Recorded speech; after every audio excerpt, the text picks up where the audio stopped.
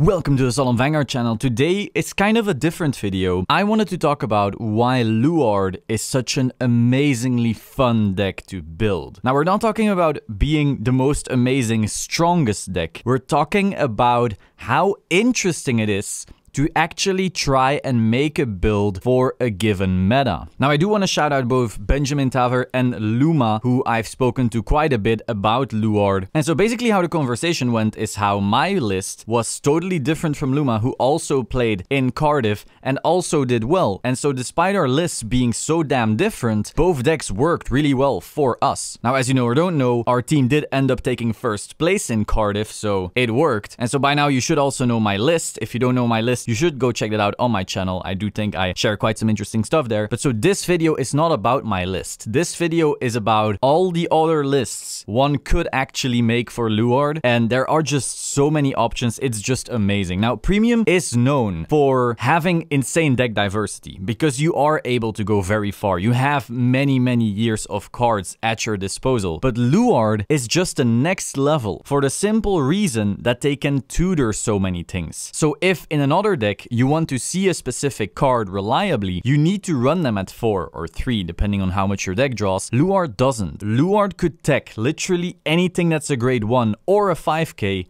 and find it. And beyond that, it also has a buttload of filtering, many different good strides that give you access to various win cons, and just that makes it so you can go so damn far in your building, and I really wanted to talk about that. Now, one little interesting thing here is, look at this beautiful playmat. If you go to the link in the description, Zero Damage Gaming, you can use the code HOTSTUFF to get 10% off this mat. So the first thing I really wanted to talk about is the grade 3 lineup. So as you know, there tend to be two options, two camps. We've seen both versions work. We have people who play the drag hard. I don't think many people did it before the Cardiff thing. In Japan, people tend to opt for dragfall. And obviously in Discords, quite some people were already whispering like, hey, this seems to work. But you could also run the drag fall. Both options have very good reasons. Like if you have been playing an extended grade 2 game, I can see how it can be beneficial to just be able to ride into this and immediately stride, if of course you had been throwing grade 1s away. That's a bit harder unless of course you are running the Vanguard package in your grade 1 lineup, whereas Draghard Luard just filters way harder than Dragfall, so you are able to set up Ritual 10 way more quickly if there was no extended grade 2 game, and since he sends back 2 cards instead of 1, you can also play the long game quite a bit better. So both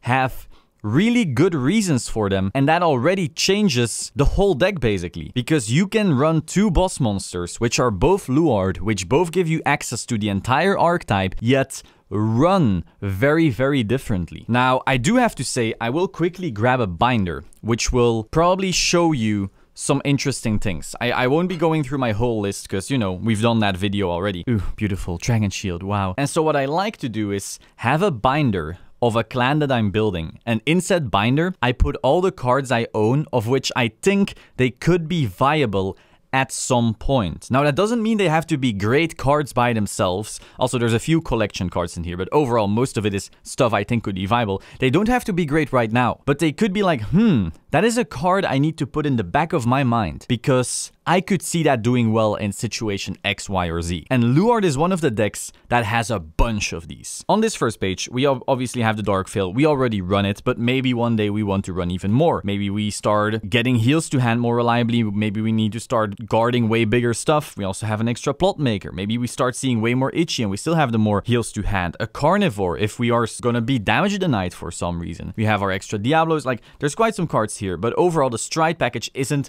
our primary concern, I would say. Now, we do have, of course, our Aura Geyser package. We never know when we may start needing removal again and start to plus off that. Of course, Carnivore can do the same thing. We already spoke of these. This is just collection. Like, I don't think we will be running Diablo, but this one is pretty interesting. Dark Metal Dragon is being ran in Japan right now in quite a few builds. What's interesting about him, obviously, is 13k base, force marker, who doesn't like a force marker, but more importantly, its skill allows you to fetch Dagda. So let's say that it becomes instrumental for you to get Dagda ASAP, because obviously that makes your Morfessa stride turn so much more scary. You could be running 4 Dagda and maybe one of this, giving you 5 chances to draw into it. And of course, in our grade 2s, we could start running Slaptail. Now, if you know or don't know, I wasn't running Slaptail in my build because I just didn't have room. I wanted to run the Noise, which is the best extender in the deck to me, so that I can set up Ritual 10 super reliably without needing any counterblast, really. Obviously, I need a counterblast for the Morfessa, maybe the Dagda, but I don't need extra counterblast to set up the Ritual 10. Noise, Finding Raven, and so forth is just really good. However, Slaptail is very interesting because Slaptail, called of a Dagda with something else, will give you a number that is very annoying to G-guard against, meaning people will have to call 2 cards from hand. So let's say you think you will hit Ritual 10 very reliably anyway, then suddenly Slaptail becomes better because you now have bigger swings. So you're like, okay, I will be hitting me on Ritual 10 anyway, and Slaptail just makes that whole kill turn even scarier. He's also a ritual card in drop, so if you had to guard with this, that's also better. If you have to guard with a Noise, Noise is immediately dead, whereas if you have to guard with this,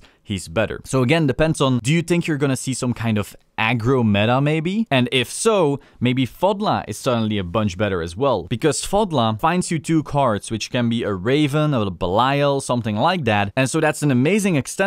In that regard, it's better than Noise, but it requires a counterblast. But what if the meta actually shifts towards being super aggro, meaning you always have all the counterblast in the world anyway? That's when Fodla becomes really amazing. And of course, if we move to this page, we have our Blaster Darks. Maybe Maka is no longer the best ride target because the Blaster Dark gets Twin Drive reliably because of some other card that comes out in the future. Suddenly, we want to be running more of that. It's still a great ride. Maka is better now, but we don't know what will happen. Of course, the 4 Dagda. This Maka is basically a worse Dagda. Maybe one day we will just need a bunch of Dagdas, just like the Dark Metal Dragon. Being able to reliably get this, why not? Or if one day we give up the Luard ride entirely, let's say that maybe the new Mordred Phantom is just an amazing card with an insane auto skill where we're like, damn, this is better than Luard, we need to start running that instead of Luard, but we still want an attack extender to make Morfessa scary. Suddenly Maka is there for you to still be an attack extender without having a Luard name. Now obviously that's a bit far-fetched. I can't imagine any skill Mordred Phantom could have that would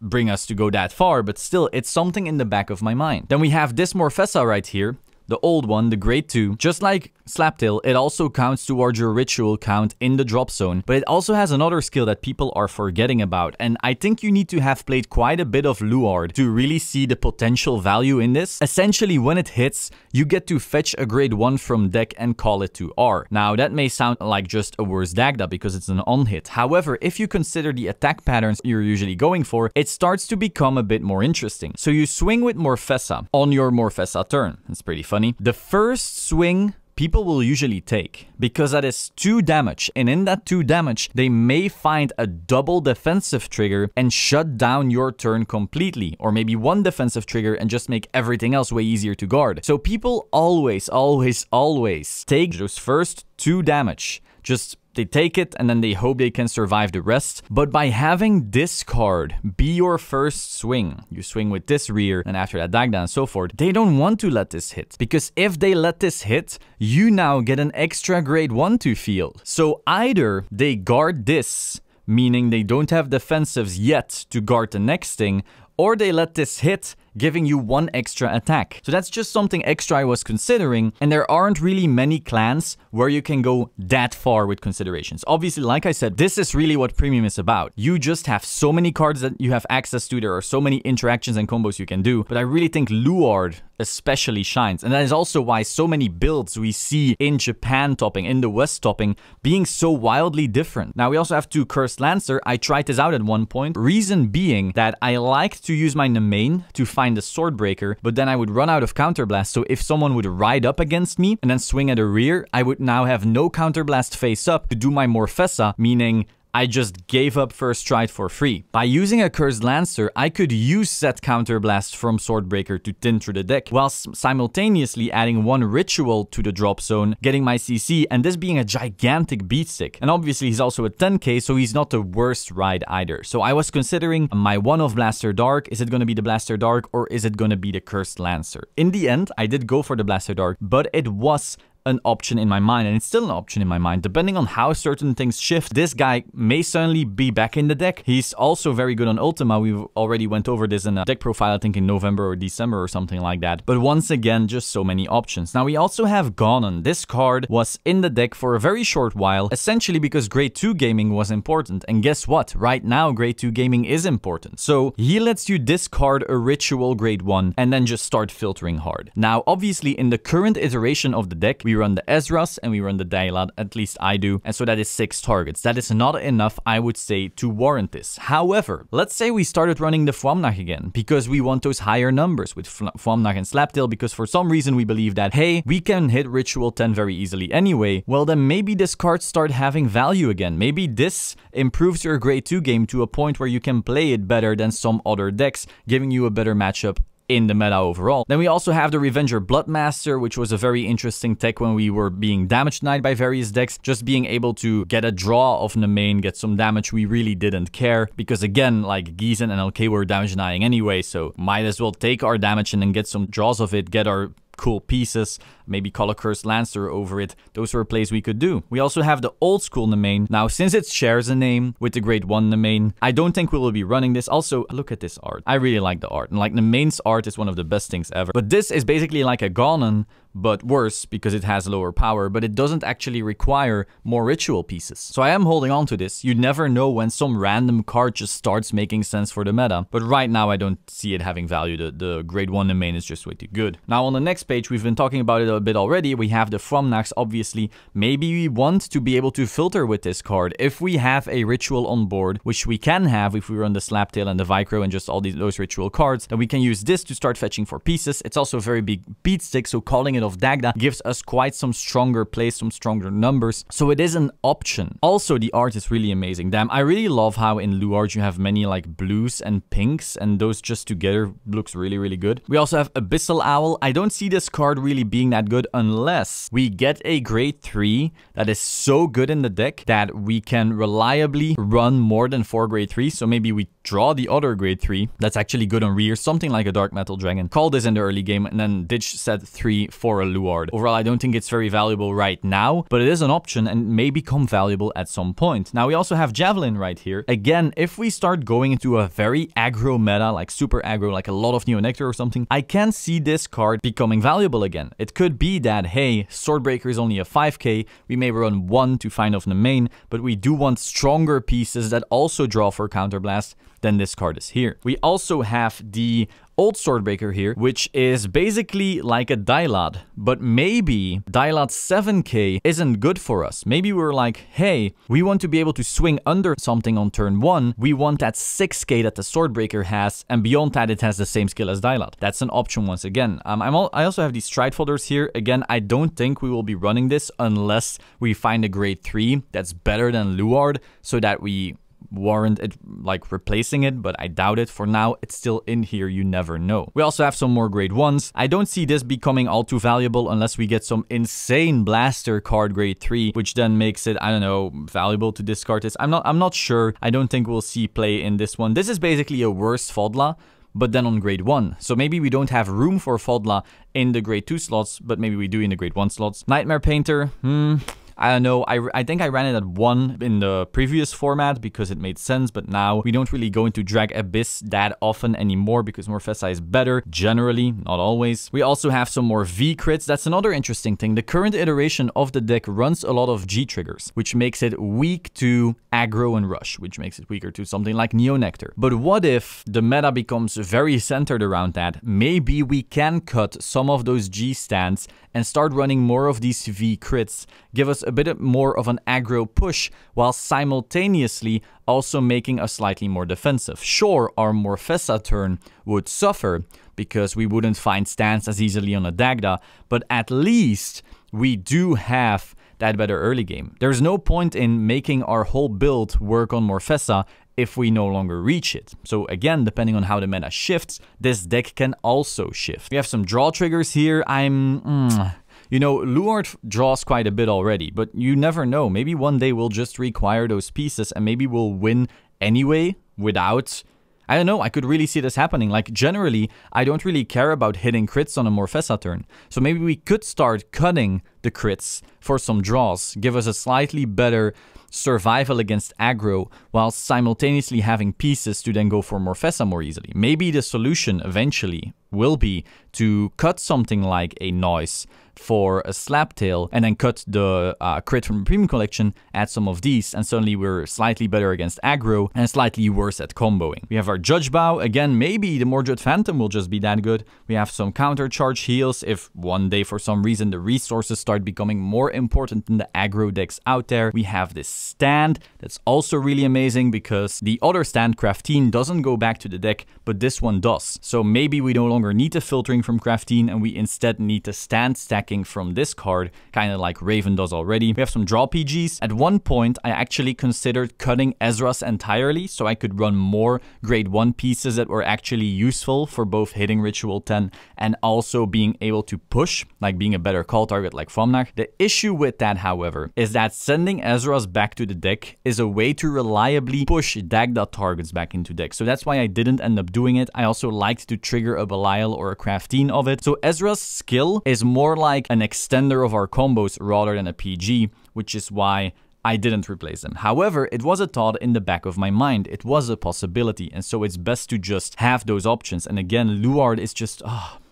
I could praise Luard all day simply because of how interesting it is to deck build. And this binder isn't even everything. There are so many more cards that could go into this deck, making this just, I don't know, the best deck building experience in my opinion. Finally, obviously the best Luard cards are my Revengers. No, so this is just my little collection here. I hope to make a beautiful Revenger deck when the new Shadow stuff drops because, you know, every single format I will make a meme Revenger deck. So yeah, I make these kinds of binders for all the decks I like, basically. And that makes it so I can have an overview. Now, I also like to use card fight area so I can actually see all the cards. But once I'm past that and I have filtered kind of like, okay, these cards seem useful, I go for the binder.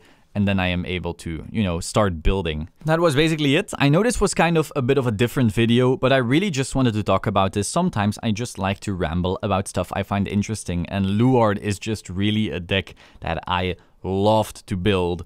And, well, our team ended up taking it, so it was all worth it. I hope that I will be able to, I don't know, build many more fun decks. Some decks are just more fun to build than others. And if you are looking to start playing Premium, I'd say Shadow Paladin is a very, very interesting deck. It is not easy to start with. It is very combo heavy. It is very min-max heavy. Making a little misplay here and there may be the difference between hitting the Ritual 10 and not hitting it. And then slowing yourself down one full turn just means throwing the game. So it is definitely not the easiest deck to pick up when just starting to play Premium. But it is just so damn interesting. That is all for today. Hope you found this interesting. If you did, please subscribe to the Solemn Vanguard channel and click the bell button to stay up to date. Like the video if you liked the video. Let me know your thoughts in the comments down below. Also, pick up this beautiful Zero Damage Gaming playmat at the link in the description using the code HOTSTUFF. I will see you soon. Ciao.